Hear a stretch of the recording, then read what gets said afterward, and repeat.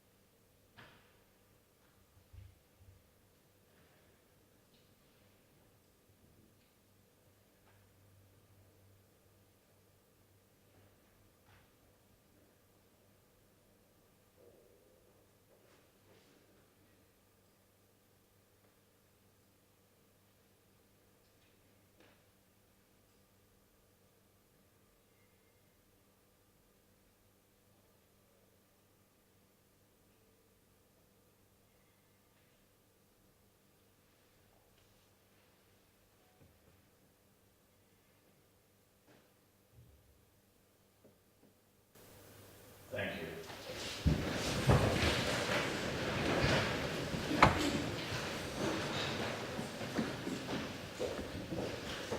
Councillor Goddard, would you like to say a few words? Thank you very much, my Lord Mayor. I'm very glad to be able to pay tribute to my ward colleague and friend Angie Goff, who, as you said, passed away just over 2 weeks ago after a characteristically spirited fight against chronic illness.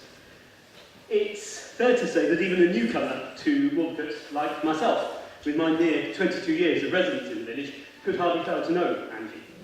She was born and brought up in Wolvercote. She went to school there, and in the course of her life, she worked in the village surgery, taught in the Baptist Church Sunday School, and, of course, was an active and distinguished chair of that pillar of the community, the Wolvercote Commons Committee, following in the footsteps of her father, Ron Bateman, as well as, in recent years, giving dedicated service to the Wolvercote Neighbourhood Forum. Asking her to stand for election to the City Council back in 2016 was pretty well a no-brainer. If you wanted to design an excellent person to be a local councillor, you'd have probably come up with someone pretty well exactly like Angie. And, in fact, canvassing with her turned out to be a pleasure, if rather time-consuming, just on the basis that everywhere in the ward, she knew more or less everybody, and she did like to talk. Angie often said that she was not a very political person, although she had a passionate sense of justice and fair play, and she cared deeply about poverty, and especially about the proper provision of housing. But it is true that her first priority as a councillor was, as it should be, serving the people of her ward. In doing so, she was quite simply indefatigable, showing great dedication in her attendance at meetings, always with plenty to say, following up on the casework that was brought to her, and keeping going right to the very end. Colleagues will remember her attendance at her last full council, complete with the oxygen cylinders that her condition required her to bring with her earlier this summer. I last saw her in a ward council's meeting some 10 days before she died, and although ill, she was full of ideas and questions. She was still answering emails, working for her constituents in her very last week. Her effectiveness was in no way limited by the fact that she was, through sheer ill fortune, unwell for much of her too short term on this council, and I consider myself lucky to have worked alongside her. There was, of course, much more to Angie than her public service, dedicated though it was. She was a passionate and, I gather, I don't really know much about these things, a rather skillful bowls player. She was, perhaps inexplicably, a long-term fan of Liverpool FC. She loved to travel, and I know she'll be sorely missed in her holiday haunts such as the Island of Rhodes, as she had, of course, a great gift of making friends. I know too that I will miss her constant cheerfulness, her vast collection of wrist bangles, and more than anything, her friendship. And I know the council will join me in sending our condolences to her partner Mike, her son Simon, her grandson Jordan, and all her many family and friends. Thank you very much.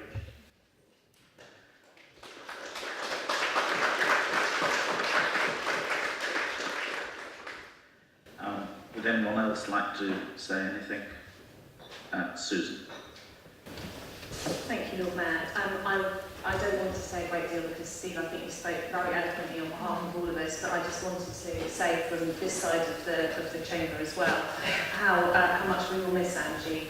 I think she was extremely popular in this council across the chamber because we all understood her rootedness in her local community. Many of us have known her for some time through her position in Wolfcote Commoners. And she will be very sorely missed, so our thoughts too are with her family and friends at this difficult time. I wondered why I liked her so much, and now I know she was a Liverpool fan. Anyway, right, I think we need to move on to formal business of this evening. Item 1 is apologies for absence. Catherine. We have apologies from councillors Altaf Khan, Karen, Jafari Mabini, Harris, McManus, Sim, Tara, Tidball, Wolf, Simmons, and I, Williamson, and Councillor Ligo sent apologies as he may be late. We also have apologies from Bannister Parker. Okay, thank you. Unless there are any other apologies, we will now move on to declarations of interest, and I believe, Anita, you would like to say a quick few words. Thank you, Lord Mayor. I just wanted to say before members think about and declare their interest, that in terms of the interests that you need to declare at this meeting, it's in relation to having a direct financial interest in one of the sites within the local plan. So whilst there may be other things that you may want to mention, in terms of disclosable pecuniary interest, you'd have to have a direct financial link to a site. In terms of employment within the city, so in terms of the main employers, university hospitals, things like that, there is no need to declare those at this meeting in relation to the local plan decision that you may be taking later on. Okay, Alex. Yes, a non-pecuniary interest, but an interest nonetheless. One of the sites mentioned in Chapter 9 of the local plan is the Jericho Boatyard, which is reasonably close to where I live. However, that site also includes provision for a new community centre. The existing community centre shares a party wall where I live. It's not a pecuniary interest, as I said, but clearly I do have an interest in that development. I'm not anticipating any questions or amendments on that, but if they are, I will ask somebody else to handle them. Councillor Brown. We'll be declaring the same interest. Thank you. Unless there are any further declarations, we will move on to item 3, appointment of committees. Councillor Brown. Thank you, Lord Mayor. Fairly simple item. We would like to appoint Councillor McManus to fill the vacancy that's been created by Councillor Sim, standing down from that committee to take up an appointment on the Civil Executive Board. I move. Scrutiny. Okay, thank you. We now move on to item 4, public addresses and questions. Judith Harley.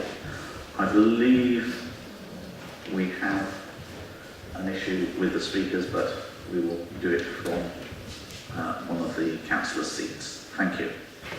Judith. Lord Mayor, councillors, I wish to address you today about agenda item 5, draft local plan 2036. I am asking you to show a beneficial influence and request the following amendments to the proposed documents before submitting them for further publication. In July 2017, I addressed Council on the public consultation of the draft local plan. I asked councillors to listen to what local communities in Temple Cowley and further afield wanted and needed, which is a swimming pool in Temple Cowley to serve the needs of the ever-increasing local population.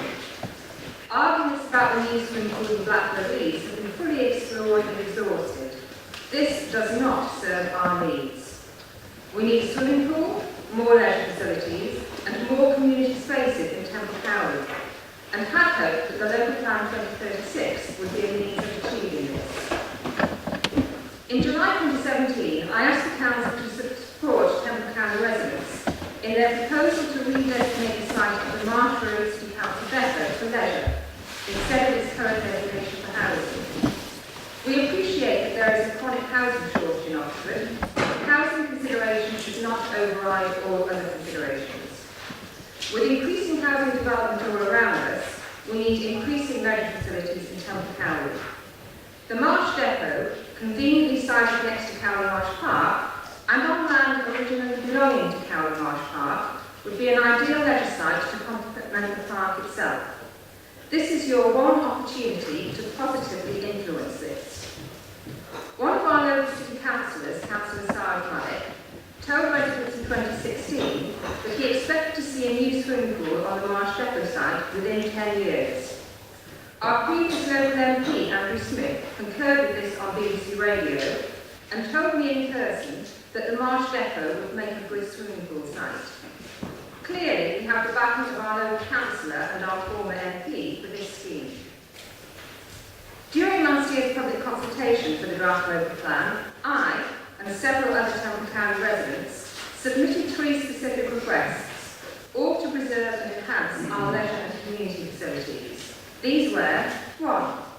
Allocate a site of the City Council depot in Marsh Road for community use and leisure, specifically to include a new swimming pool to replace Temple County pools when the depot leaves.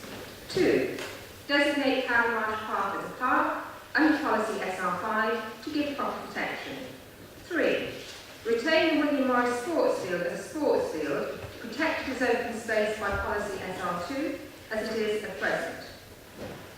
None of these have been included in the proposed documents before you. Last year's consultation leaflet stated, we have listened to what local communities told us and are now considering a range of options. From the current proposal, it is clear that there is complete disregard for our local community suggestions for the local plan. This makes a complete mockery of any consultation. I am disappointed, but not surprised by this. You might be listening and not agree with our suggestions, but these are what we want, and we disagree with the current proposals. The Local Plan 2036 is a significant policy document for the future, and it is future generations who will benefit most from our suggestions. Obesity in children has reached record levels and is rising. Everyone is being encouraged to take more exercise. More local leisure facilities, as we have suggested, would encourage exercise, combat obesity and poor health, and reduce NHS costs. This is a vital, once-in-a-lifetime opportunity to provide integrated sport, leisure and community facilities on the Cowley Marsh Park Marsh Depot site, and an opportunity to encourage everyone to take healthy sporting activity. The land on which the depot stands was once part of the park. It should be returned to the park for community use when the depot leaves. Once lost to housing, it will never be regained. I repeat, housing consideration should not override all other considerations. I am asking you to be bold and support local residents in their 3 proposals for Local Plan 2036, especially designating the Marsh Road City Council depot site for a new swimming pool and leisure facilities instead of its current designation for housing. Please show a beneficial influence. Will you ask officers to make the necessary amendments to the proposed documents before submitting them for further public consultation? Thank you. Thank you. Do the board members wish to respond? Alex. The same petition or address rather was given to CB yesterday. I will do a shorter, more succinct response today. In the early part of the address, it says arguments about the new swimming pool in Blackbird East have been fully explored and exhausted. Well, indeed they have, and critically, the evidence demonstrated that the new pool in the Lees provided a sufficiency of pools, so the numbers that were needed. The local plan is driven by and backed by evidence. There is not evidence to support the proposed change.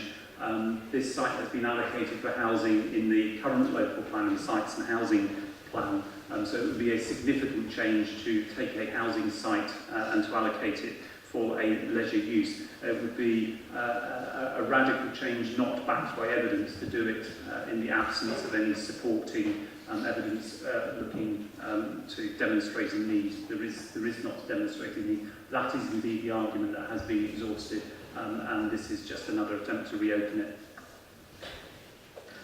Are there any other exec boards members wishing to speak? As Councillor Malik has been mentioned in person, I'll give him the right of reply.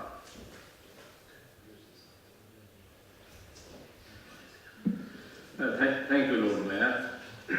Like as mentioned, I just want to clarify a couple of things. When the speaker just who addressed the council says local election doorstep, so it wasn't part of my campaign. It is a conversation which myself and Andrew Smith, at the time MP, taken place when he was visiting Cowley Marsh for certain reason.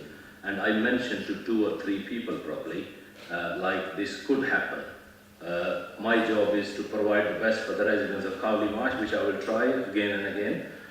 Where I would like to agree, the obesity is going up, but then Cowley Marsh, apart from losing the swimming facility, we've got wonderful outdoor gym facility at a marsh park. We've got $500,000 plus spent by the council taxpayer money at the Aspire Academy gym, where the people can go and exercise themselves. So saying that completely taken everything off, I do not wish to agree, but I'll do my best what I can from my work. Thank you very much. Thank you. We now move on to item 5. Councillor Hollingsworth. My audience is off, apparently. Right, I want to make sure I get this first bit right. This is the legal and technical bit. I am moving the following recommendations from the Executive Board to Council. And I'm not going to read them all out, but they are listed, well, I will read them out. Approve the Oxford Local Plan 2036 proposed submission document for consultation. Approve all the supporting statutory documentation that includes, and then there's a lot of things that it includes, but I hope everyone can read that far. Authorise the Head of Planning Services or any officer acting in that capacity after consultation with the Executive Board member to make any necessary editorial corrections to the various documents which we have just approved, and to agree the final publication style draft version before publication. And if anyone has spotted any typos, please feel free to share, but not necessarily in this meeting. Approve the Oxford Local Plan 2036 proposed submission document as a material consideration in determining planning applications. So from now on, the planning committees will have to take it into account. And finally, to authorise the Head of Planning Services or any officer acting in that capacity after publication and after consultation with the Executive Board member to make any minor changes to the document deemed necessary as a result of the consultation, and then to formally submit the Oxford Local Plan 2036 to the Secretary of State for examination. So that's what we're doing. So I'm moving all of those. The first thing I want to do is to offer some thanks to the people who've actually done the work on this. I've done a lot of talking on this, but it's not necessarily always been terribly helpful or coherent. The helpful stuff and the coherent stuff has come from the people who are sitting around the tables in front of me. So I'd like to start, first of all, by paying tribute, because this is an opportunity in a formal setting, to Patsy Dell, who, having come from Cambridge, been a breath of fresh air, sorts of is now returning to the east, to Hertfordshire, which is actually where I was born, as I told her last night. So there's a certain symmetry there. Exposure to me means people try and get as far away as possible, and normally that seems to be the case here. But to Patsy, I think we owe an enormous debt of gratitude, and I'd like to put that on record now.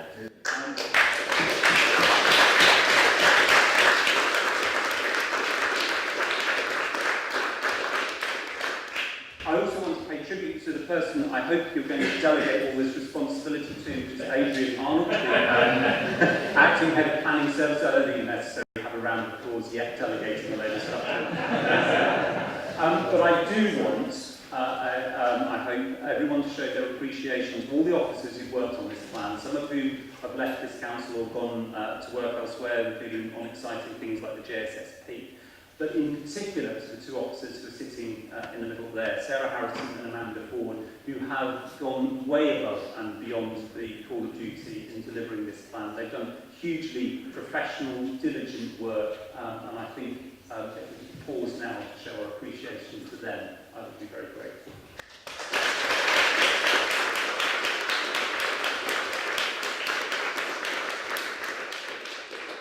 And just to make sure you're all looking at the right things, because there's been 4 different versions of this, because it's been through 4 committees. What you should be looking at is the local plan document in the council agenda. Any of you who, like me, were using a printed copy from a previous agenda, please bear in mind the page numbers are all different. Lesson there, I think, for how we produce agendas. There is the appendices document, which includes a great swathe of supporting evidence base as well as the policy map. And it's important to note that we had 4 amendments which were adopted at CEB last night. 2 of them have already been incorporated into the local plan document and 2 have not, and they are in the briefing note. One of those is various textual amendments to policy H7 on community-led housing as a result of the discussion in the housing panel, which was extremely helpful, and I thank both the scrutiny committee and the housing panel for their diligence over numerous meetings. I think the housing panel in particular, we added up the hours that various of us sat in housing panel meetings over the last 3 years. It's really a lot, and there's a lot of really helpful work that comes from them. Chapter 8, this is a kind of a cleaned up, revised version with all the changes. The main revisions being what are now policies V2 and V4 on retail frontages, following some helpful and important legal advice. So those are the things you should be looking at. So I don't want to say too much about this beyond those statements and beyond those technical things, but I thought in trying to set the scene for what this local plan tries to do, what a local plan ought to be doing, I just pick up some elements of the foreword I wrote for it. You can tell I wrote it because it's all rather hyperbolic and not technical. We live in a fast-changing world where how we communicate, how we do business, how we work, how we shop, are all evolving much more rapidly than our predecessors ever thought possible. But some things don't change. The need for a secure home, a need for a job that brings dignity as well as a means of support, and the opportunity to bring up a family, to make and to keep friends, all in a place that offers the opportunity to live, not merely to exist. Well, Oxford is a wonderful city with a beauty and a history that brings visitors here from all over the world. We're a centre of learning, innovation on a global scale, and we have much of which we can be truly proud. But we're also a city where inequality is stark, where decent, affordable housing is out of reach for so many of our citizens, and where poor air quality damages the lives of many more. We need to make sure that Oxford continues to be a successful and attractive city, a place that people enjoy living and working in as well as visiting. Oxford's local plan is a vital document that sets out the shape of our city and how it will look and how it will feel in years to come. It will guide and shape new developments so that they respect the past and the present of Oxford while improving its future by supporting our city's people and their environment. This new local plan will determine the homes, the jobs, community facilities and infrastructure for the next 20 years, striking the right balance between the different pressures that Oxford and its people face. And it sets out our priorities as a city. It makes a priority of providing affordable housing and good quality jobs. It focuses growth and development on district centres, not just on the city centre, to make sure that facilities and services are close to home, more convenient for local residents. It prioritises walking, cycling and public transport to help tackle congestion and the consequent pollution on our streets. A local plan needs to respect the city of previous generations while shaping the city of generations to come. That, I hope, is what this local plan will achieve. Thank you.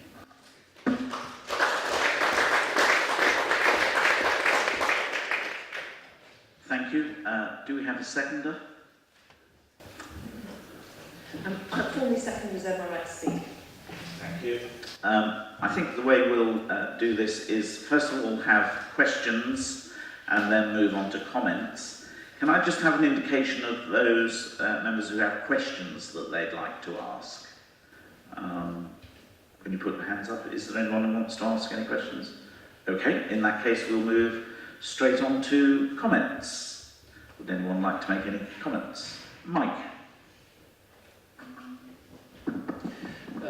Thank you, Lord Mayor. I got in ahead of John Tanner, which is very rare. I'd I'd like to briefly echo Alex's thanks to officers. I see we have a careers fair in the rest of the town hall, and anyone wanting a career in planning should look no further than the officers around the centre of the table, particularly obviously Patsy, whose last day this is. That's it. Who've done such great service to the council. It's a pity, actually, that the Green Party seats are empty, because they might also learn something. Even the best of us make mistakes sometimes. On the way here down the County Road, I saw one of their posters for the forthcoming by-election, only one, and it was in the wrong ward. The exact opposite of what's in the document before us, detailed local knowledge, and lots of it is the essential foundation of this local plan. And it needs to be, because the City of Oxford is in a unique position in terms of things, in terms of its economy, its universities, its heritage, and of course its housing situation, as well as the constraints on house building that we have. Local plan sets out and makes a very strong case for the policies that we need to enable Oxford to continue flourishing long into the future, and to ensure that people who live in Oxford, people who work in Oxford, have access to decent housing and have access to the other benefits as Alex described, the ability to be part of the community, to make friendships, to be able to concentrate on something other than just hand to mouth. And here I'd like to pay tribute not just to the officers in front of us, actually, but to a slightly broader range, because the policies on affordable housing in Chapter 2 of the local plan are based partly as well on a piece of work done for our tenancy strategy. What I personally think may be the most valuable single piece of work done by this council while I've sat in this chamber, setting out very clearly and exactly what exactly constitutes genuine affordability of housing in Oxford. And we propose in our local plan to base our affordable housing policy on that piece of work. I think that is key. Given the constraints on our city, and we have the local plan also sets out how we plan with the local councils around to address that through local growth deal and in other ways. But given the constraints in our city, it is justifiable in our exceptional circumstances to have a definition of affordability that reflects the situation in Oxford. And that is something that I'd like to draw to your attention and commend to members. Thank you very much, Mike. Andrew Gant. Thanks, Lord Mayor. Just to pick up one point that Councillor Rowley's made, not my job to speak for the Greens, but just to say that Councillor Simmons was indeed able to attend this meeting on the original date, and did in fact say that he couldn't make the revised date, but it went ahead anyway. This plan, what is before us, is a proposal that the plan goes out for a Section 19, Regulation 19 consultation. The detailed submission to the preferred options and to the contents of the plan were made this time last year in the submissions on the preferred options document. My party took an active part in that, so this is not probably the time to go over all the details, except to acknowledge that some of what we were looking for has made its way into the plan, which is welcome, and some of it has not. We would have gone further on a number of things. The plan talks about prioritising affordable homes.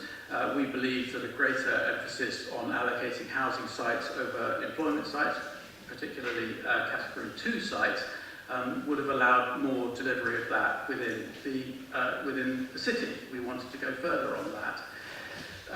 We also, I think, must mention the question of housing numbers, the SHMA numbers, the OAN numbers, and the revision of Oxford's population issued by the Office for National Statistics. Of course, we understand that there is, no capacity within the city, but these plans must be seen in the context of wider allocations across the county, and certainly that consideration has been taken seriously by planning inspectors into other local plans, as I know from having attended those. We asked for a commitment in the plan to neighbourhood planning. We asked for greater support for community-led housing, and we're glad to see that that has gone through. We have talked about key worker housing, and in the past we have been, to a certain extent, ridiculed for doing that, but we're glad to see that that is now coming through in terms of employer-led sites. We believe that the plan could go further than that. We believe that there is scope to deliver more housing by greater variety and flexibility of models, both of build and of tenure, and I'm very pleased to see that there is some move in that direction as well. It needs to be seen in the context of the JSSP, of other growth agenda items like the expressway. It is a proportionate, sensible move forward, but it is not the plan that we asked for in our submission last year, and it's not the one we would have delivered. Thank you. Councillor Tanner, do you wish to speak? Thank you, Lord Mayor. The first Town and Country Planning Act was passed in 1948 by the Attlee government because Labour believed and believes that planning is a much better system than a free-for-all, where those with money can build where and do what they like, and those without must do with that. And despite changes and restrictions introduced by successive Conservative governments, we've still got planning legislation which makes for a much more civilised society, and I welcome that. And I think this particular plan is an excellent one and has a lot of things in it which certainly have my support, and I think have the support of people from all parties across Oxford. I want to highlight just one or two things, Lord Mayor. One is the support for the county branch, which affects my own ward of Littlemore very much. Littlemore Parish Council made a number of suggestions which were considered and are reflected in the plan that we've now got. I'm very glad that the Liberal Democrats' views were also reflected in this plan, because this has to be a plan for everybody. But I'm also pleased, Lord Mayor, to see what this report has to say about tackling and preparing for climate change, about improving air quality, about creating more homes for homes of all kinds that are available to a range of people. So I think this is an excellent document. I hope that all parties, or all parties present anyway, will vote for it. I hope in due course the inspector, because I expect there'll be an inspector looking at this report, will give it a fair ride, because I think it's taken into consideration the views of many people. I think this will make for a much better Oxford. It will be cleaner, it will be greener, the transport system will be better, it will mean more homes for all, and it will be a blow for socialism. So I hope you will vote for it. Thank you, John. Nigel Chapman. Thank you, Lord Mayor. It is strategic, it is thoughtful, it is nuanced, and it is well balanced, and I commend it to everybody. I think it's a really excellent piece of work. And I also echo what Alex said when he said it was about change sometimes, but it was also about continuity. And it's basically kept the good things that are working and wants to carry on doing them, and to change some of the things that are not working so well. Can I just tackle this issue about employment, which the Liberal Democrats have just raised? There are significant risks, it seems to be at the moment, in reducing the number of employment sites in the city. First of all, we have a mismatch between supply and demand, and the document makes that very clear. Secondly, we live in very uncertain times. Brexit, changing the way people are employed, and the way they consume, lots of things which you can't really put your finger on absolutely precisely. And work along with housing are the two things that give dignity to people. Now, I would not want to support a plan where work opportunities were being restrained because of a desire, quite an understandable desire for more housing, but not at the expense of jobs. So I just want to do at that point really clear. I think it's really important to get a balance right. And this is what I'm thinking. Thank you. Councillor Ross Smith. Thank you, Lord Mayor. I too would like to pay tribute to the officers as well. As a relatively new council member, I've been on quite a steep learning curve with regard to the plan, but it was good to see the recommendations from the Lib Dem group, some of them at least, included into this plan. I would like to just, if I could, comment on one area, and it is one that's quite dear to my heart, and that is with regard to housing for the elderly. And I was quite surprised when I read in the report that it said that a review had been done and that demand was, the current level of demand and supply was actually not rising. We had a very good detailed report at County Council on Tuesday afternoon, and that was the Public Health Report. And that actually showed that life expectancy in Oxford is going up and that we will need more sheltered accommodation. Now, sheltered accommodation comes in various sorts, but with the rise expectancy of life expectancy, I would like to see the city and Oxfordshire actually providing more sheltered accommodation, but with a warden on site. In my own division, the wardens have gone, the living wardens have gone, and are only there occasionally, and I think that is actually a retrograde step, and I would like to see it changed if possible. So I'm looking at the policy H11, older persons and specialist supported living accommodation, and it's good as far as it goes, but as Andrew has said, it needed to go a bit further. It needed to talk about having a resident warden or a part-time resident warden actually in the accommodation as well, to support our elderly residents in their golden years. Thank you. Thank you. Councillor Susan Brown. Never know which microphone to use. Thank you, Lord Mayor. A couple of points. I'm just going to briefly take up on Andrew's point earlier about the timing of this particular meeting, because I did, as Andrew knows, consult with the other two groups. And in fact, Councillor Summers told me that he couldn't make either date. So it was not correct to say that he could have made it if the meeting being tomorrow. But I do apologise to everybody who's gone through the inconvenience of having this date move, and particularly like to thank officers for being willing to move with us on this so that we could all participate in a by-election part of our democratic process. So I just wanted to briefly say a few things in relation to this report. And one of them is that we're in a kind of odd stage in a sense, because many of us have been very familiar with this document at different stages as it's gone through the council process, and we've all had lots of opportunities to make comments at different stages, and many of us have given our comments at different stages. So it's an odd culmination here today, and I think actually a lot of us feel that we've said our piece. But I wanted to just put this in the context of a suite of documents, and I think that Mike quite rightly mentioned one in terms of housing strategy, but also in terms of our vision for Oxford in 2050.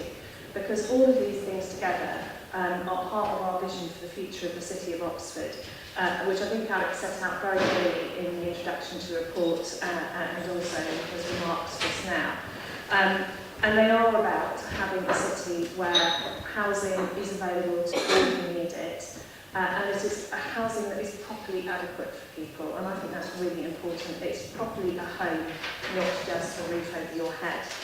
I think it's important to make sure that we are delivering strong communities, that we are making a city that is healthy for people to live in. All of these things are things that we've looked at incredibly carefully and closely through the local plan process, and we are putting in place through this local plan policies that will help deliver that for the future for all those people, older, younger, people who are coming into our city, people who are here already. Part of that is looking at transport. I also wanted to echo the comments made by Councillor Chapman on economic development in this plan.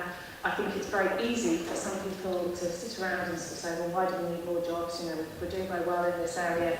Well, as Councillor Chapman quite rightly said, we do not know what's coming around the corner. We know less than we've ever known before in terms of what's facing us in terms of an economic future. And it's really important that we don't lose sight of that and that we make sure that we are putting in place protection for jobs in this city. And I think it's also a really important point about equalities, because we know that in spite of the fact that many people in the city are highly skilled and well employed and well paid for that employment, there are plenty of people who are not in that situation, who are low skilled, are underemployed, and who need the protection of this council and local plans to make sure that we have jobs for people in the city. Thank you. Now we're going to move on to Councillor Linda Smith. Thank you. Just a few points. I'm really glad that this local plan recognises that our leisure centres are a key component of thriving communities, which not only provide direct benefit in terms of health and well-being to the individuals using them, but also have the potential, when we invest in them, to drive regeneration and act as a catalyst for improvements to the local area and the community. And it also recognises that physical activity is not just limited to our leisure centres, that physical activity is also taking place in our parks and our community centres and other community spaces. But despite that, there are still some sports clubs in the city who are doing fantastic work, especially with young people in the city, who are still unfortunately struggling in premises which don't meet their current requirements or don't allow them to grow and to expand the benefits that they're providing. So I'm really pleased with one of the proposed policy changes, which allows for the loss of B8 low density warehouse use where it's no longer required, and where it can be put to much better use as B1, B2 or sui generis, which would allow, just for example, a formal warehouse to be converted into a gym for use, say, by a local community gymnastics club or boxing club. The local plan also correctly identifies Blackbird Leys District Centre as a strong heart of the local community and further identifies it as having significant opportunities for redevelopment. And with the Council's new partnership with Catalyst Housing, that vision is really poised now to become a reality. Resident engagement and consultation will be absolutely key to the plans being developed and coming forward. But I think the local plan provides us with some really good policy guidance in that area. So in particular, seeking to improve connectivity to all parts of the city for both existing residents and new residents coming into the development. As John said, taking full advantage of the potential of the Cowley branch line, which we all want to see taking place coming on board. It also seeks to improve the community facilities in Blackbird Leys and introduce more residential development, including the affordable homes, which of course we so desperately need in this city. So I'd like to commend the plan and take the opportunity to thank Alex for all his work on this. Yeah. Thank you very much. Councillor Ed Turner. Thanks very much, Lord Mayor, and it's good to see, I think, the warm and positive atmosphere in the Council tonight. We just one comment, if I may, on the employment discussions, in addition to the points that have been made. Now, I think John Tanner makes a really good point about the wisdom of having a plan and not simply saying that the market should always rule decisions on land use, and that is an important post-war tradition that we share. The employment policies, I think, need to be seen in that context. If we didn't protect employment sites, then the holders of employment sites would not weigh up, do I have good jobs here or not, is my company working or not? They would also, the owners of those sites would say, can I get more money from a residential redevelopment? And I think that would potentially be a very dangerous step, and we would see then, I think, the willy-nilly destruction of jobs in favour of housing. Of course, nobody then no doubt housing is important, but we don't want to see it as being at the expense of jobs. And we increasingly see Oxford move to a sort of commuter dormitory for those able to afford the expensive season tickets to London and elsewhere. And we'd actually lose the prospect of much of our local employment. So I think it's right that here it's democratic decision-making which plays a role rather than leaving things to the forces of the market. On that note, I also think it's right that we are probably amongst the most demanding, possibly the most demanding council in the country when it comes to affordability in the way that Mike said. Not only that, we've also got some tough rules to make sure that we're not led down a viability garden path. We won't be allowing developers who simply paid over the odds for a site to come along and then say, sorry, can't do the affordable housing. We're tough there. Of course, there will be sites where there's a really significant infrastructure cost and where we need to compromise. But I was interested a few years ago, Shelter did a report on this, and they found that we as a council had been very little affected actually by some of the problems around viability appeals that other authorities have had to contend with, and that was good. Another issue, which is a big one in my area, is around keeping communities balanced. Of course, people often need to live in shared houses nowadays. That's increasingly some people do in their 20s and their 30s, sometimes beyond. But at the same time, it's another area in a way where the market shouldn't always rule. It shouldn't simply be how can a landlord make most money cramming most people in, and we do also need to intervene to keep family housing as well. And that's something which, again, something we lobbied for actually as a council, to get permission to do that from government. And now we've got it in our local plan. And then lastly, perhaps if I can highlight as well the student housing provisions. I think there are two important things here. We're relatively unusual in asking for financial contribution towards affordable housing from student housing. And it's right we do that. Again, it shouldn't be that someone can say, let's build student housing, that way I don't make an affordable housing contribution. And in addition, we're now, I think, trying to close the loophole, which sadly was imposed on us by the last planning inspector, that you can build speculative student housing without knowing that students are going to be having a place at one of our local universities. So it's a really good local plan. And I think sometimes we should sort of stand up for the ability of local government to intervene in local markets for the benefit of our people. Okay, thank you. Councillor Mkonge. Thank you, Your Mayor. My comment is quite brief. First of all, this is a very excellent report in front of us.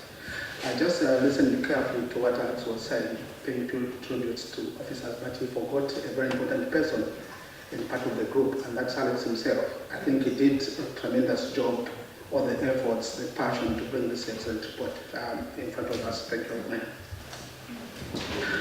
Thank you. Councillor Haynes. Thank you, Lord Mayor. I agree it's a good plan, but the only real concern on my side of it is the flooding situation, because Marston is a flooded area, and Marston means marshland. Now, we need more houses, fair enough. I think the infrastructure needs to go in properly first, and basically, flooding, as I said, is a very important thing. More houses are being built, which I agree with entirely, but we're not getting enough protection down our way on the flooding situation. So I think we should have more concentration on our end on the flooding. I've talked to a lot of people on this, and they all agree with me that we are a flooded area, and there's a massive load of houses they're planning for our area. I think 600 on Mill Lane, and other ones as well, 2 on Park Farm, which, fair enough. As long as the infrastructure goes in properly, and that the flooding is looked after, then I will agree with the plan. Thank you. Thank you. Councillor Clarkson. Thank you, Lord Mayor. I just really wanted to make a few comments on the changes in Chapter 8, really, and to endorse them. And so we have really tried hard to provide enough flexibility to enable us to respond to changing retail patterns and the growth of online shopping. But at the same time, we obviously want to protect our shopping, we want to protect our city centre, so that we don't lose it to what might be inappropriate uses. And I do think that the new wording has got the right balance. Thank you. Councillor Hayes. Thanks, Lord Mayor. I want to start by commending Alex and the officers for all of their hard work.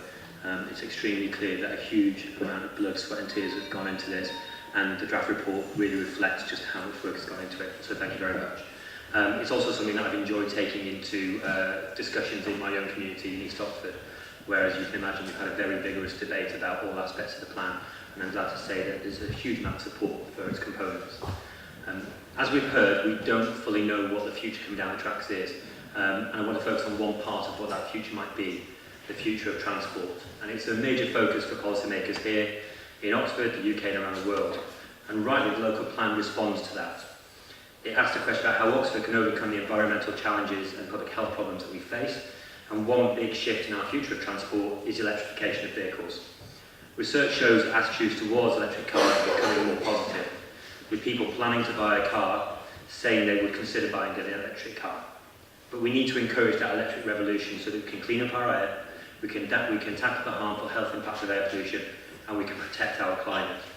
And we can speed up adoption by overcoming barriers. And fundamentally, the barriers that are stopping drivers from buying electric cars and using them is infrastructure. It's charging infrastructure. So I welcome the fact that this local plan is aiming to provide electric charging points in the right places.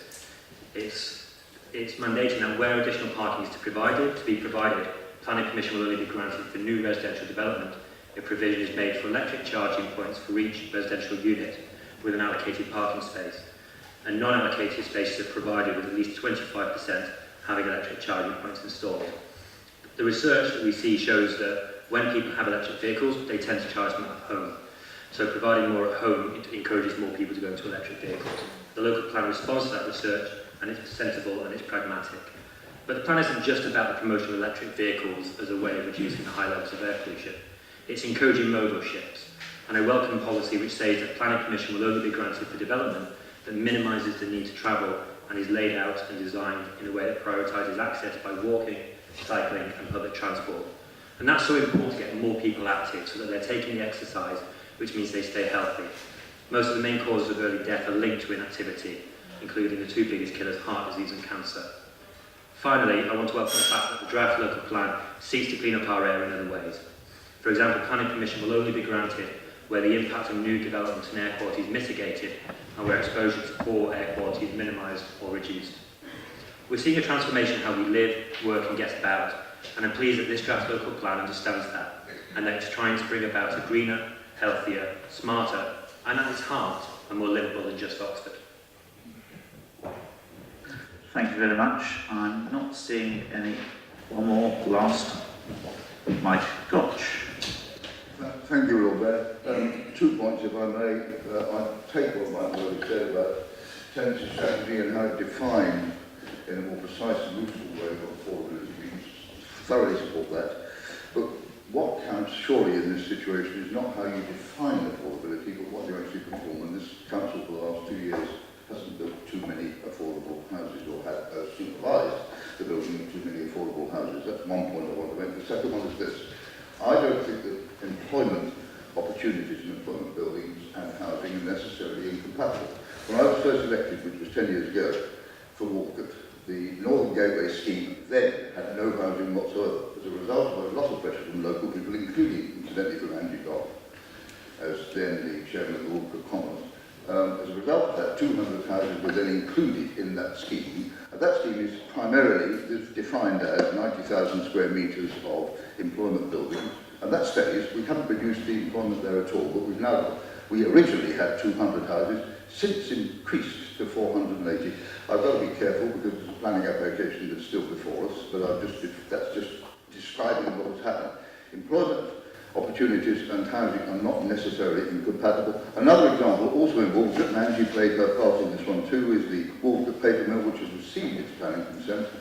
And there, in addition to the housing, the plan was, or the pressure was, please include some employment buildings because we want to replace the 50 jobs that were in the paper mill when it shut. And that has been done, and that's part of the planning application. So they're not incompatible. It's not impossible to do both. It just needs a bit of imagination from a good architect. Thank you.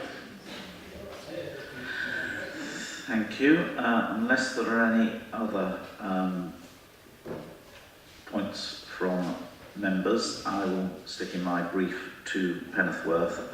Just on the healthy place icon, the heart electrocardiogram shown there requires probably a healthy PQRS wave ECG rather than what appears currently as a ventricular fibrillation of some kind.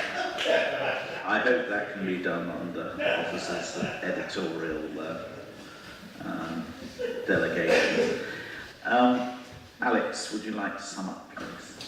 Yes, I'll sum up on that last one. I should say that my skill set neither includes medical terminology nor graphic design, so I apologise for whatever it was you just said. I didn't really follow.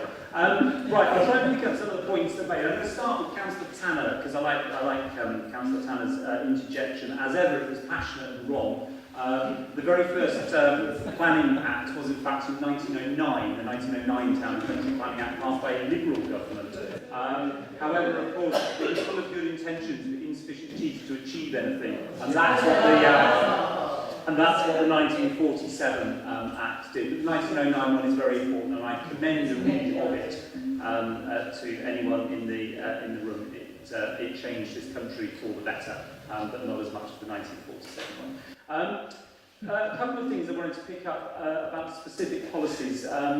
Councillor Rosmith talked on policy H11. My reading of policy H11 is exactly what she said it ought to say, so I'm not quite sure how it could be redrafted to achieve any more than it currently says that it achieves. It is to describe in the preamble and in the policy exactly what she wanted it to do, so I'm delighted for her support, albeit worded in a slightly odd way.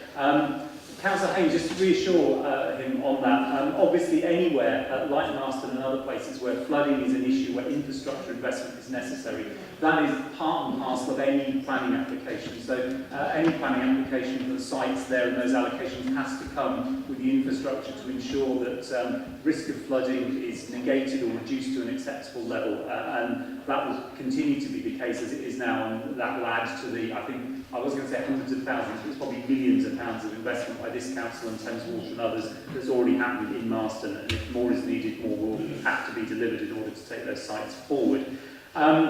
There was some mention of the SHMAR and the government's standard methodology for assessing objectively assessed need. I have my doubts about the standard methodology, and I think the government is clearly having doubts about the standard methodology because they announced within minutes practically of the figures that they were reviewing them because they're so clearly insane. Anything that concludes that there's no need for any housing whatsoever in Oxford, which is pretty much what it came up with, is so self-evidently wrong that it's difficult to see that you can put any reliance on it.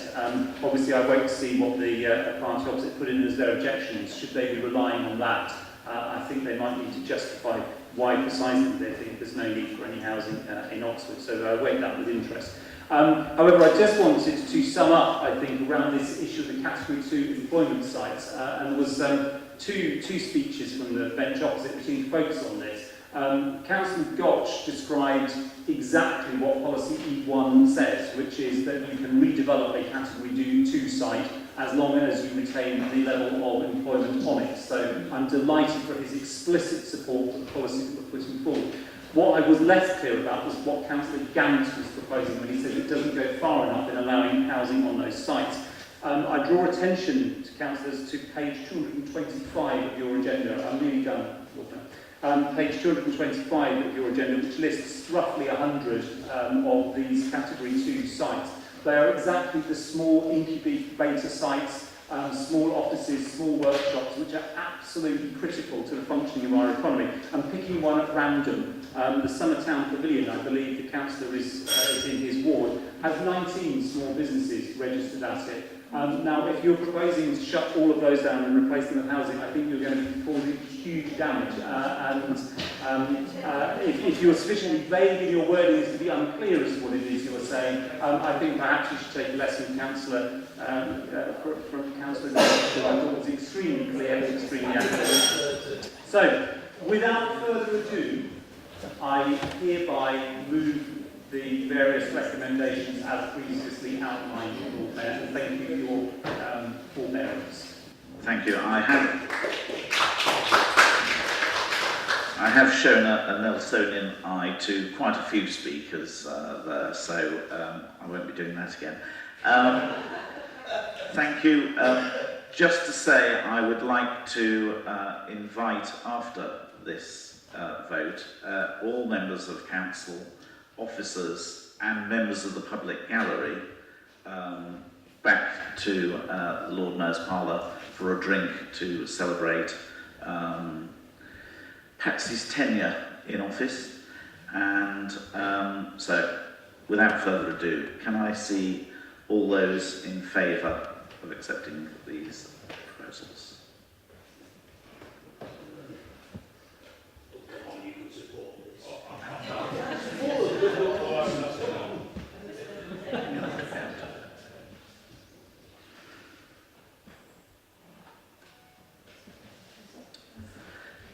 All those against?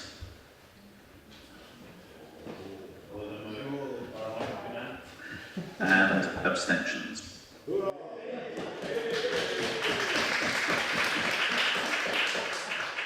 We will take item 6 matters exempt, and then I close the meeting and welcome you into my parlour. Sian, I believe you have something to say. Yes, apologies, Lord Mayor. As Labour Whip, I've been notified by David Henwood that he's had an accident en route, and he's okay. He's just been taken home to recovered. So, although it's customary to give apologies at the beginning of the meeting, could we please accept apologies from Councillor Henwood? I'm sure we will so do. Thank you.